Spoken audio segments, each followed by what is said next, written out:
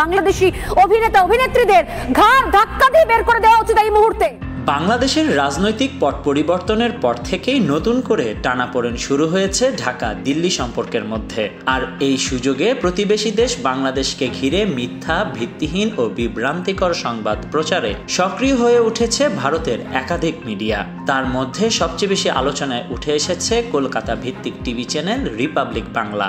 এই চ্যানেলের প্রধান উপস্থাপক ময়ূক রঞ্জন ঘোষের বিরুদ্ধে সাম্প্রদায়িক উস্কানি, গুজব ও মিথ্যা তথ্য ছড়িয়ে বাংলাদেশ ভারতের ধর্মীয় সম্প্রীতি বিনষ্টের চেষ্টার অভিযোগ রয়েছে।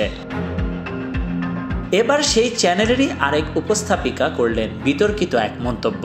বাংলাদেশের পট পরিবর্তনের পর ভারতে আশ্রয় নিয়েছেন অনেক অভিনয় শিল্পী। এবার সেসব অভিনয় শিল্পীকে ঘাড় ধাক্কা দিয়ে ভারত থেকে বের করে দেওয়ার কথা বললেন সমালোচিত চ্যানেলের উপস্থাপিকা স্বর্ণালী সরকার। সোশ্যাল মিডিয়ায় ভাইরাল হওয়া এক ভিডিওতে সাংবাদিককে এ ধরনের কথা বলতে শোনা যায়। সোজাসুজি স্বর্ণালী শিরোনামের একটি অংশে সেই উপস্থাপিকা এসব কথা বলেন। তার ভাষ্য মতে, প্রতিবেশী দেশ বাংলাদেশ থেকে অনেক শিল্পী ভারতে আসছেন। বাংলাদেশি নাগরিকরা সে দেশে জীবিকা নির্বাহ করছেন, অভিনয় করছেন, নাম যশ ও প্রতিপত্তি বানাচ্ছেন। ভারতে অর্থ উপার্জন করেও তারা নিজ দেশের অসভ্যতামি দেখে চুপ করে আছেন বলেও অভিযোগ তুলেছেন তিনি।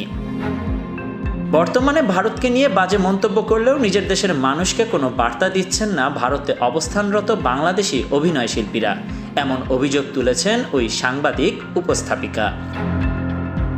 কাশ্মীরে হামলার ঘটনা তুলে ধরে তিনি বলেন, ভারতে এত বড় নারকীয় ঘটনার পরেও কোনো নিন্দা জানাচ্ছেন না ভারতে অবস্থানরত বাংলাদেশি অভিনয় শিল্পীরা। তারা শুধুমাত্র নিজেদের লাভ খুঁজছেন, কাজের বেলায় কাজী, ফুরালে পাজি।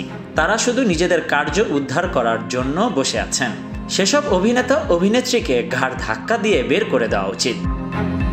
এ উপস্থাপিকার ভাষ্যমতে, বাংলাদেশি অভিনয় শিল্পীদের থেকেও পশ্চিমবঙ্গে অনেক মেধাবী অভিনেতা রয়েছে। এছাড়া তাদের জন্য বহরমপুর, মালদা, দুর্গাপুর, মুর্শিদাবাদের বহু অভিনয় শিল্পী কাজ হারাচ্ছেন।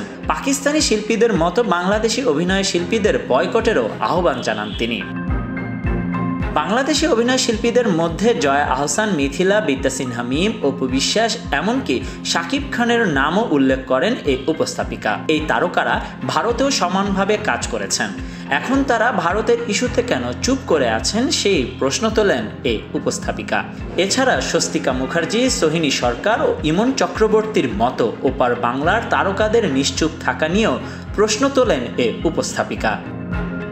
Desk report, news now 24।